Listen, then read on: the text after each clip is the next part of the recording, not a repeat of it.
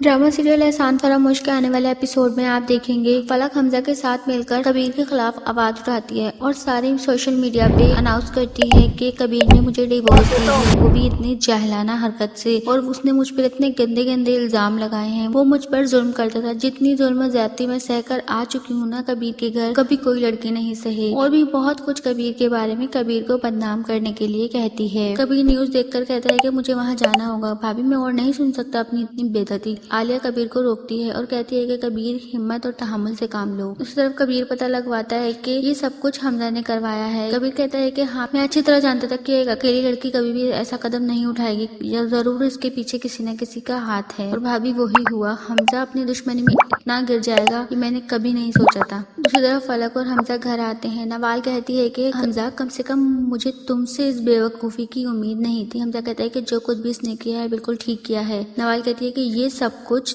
तुम अपनी दुश्मनी के चक्कर में कर रहे हो। हमजा कहता है कि नवाल अब हमारे बीच कोई रिश्ता नहीं, मैं फलक से शादी कर रहा हूँ। वीडियो अच्छी लगे तो वीडियो को लाइक करें, अगर चैनल पे नए हैं तो चैनल को सब्सक्राइब करना मत भूलिएगा, साथ ही बेल आइकन को भी प्रेस कर दीजिएगा ताकि हमारी हर नई आने वाली वीडियो का नोटिफिकेशन आप तक पहुँच सके। शुक्रिया।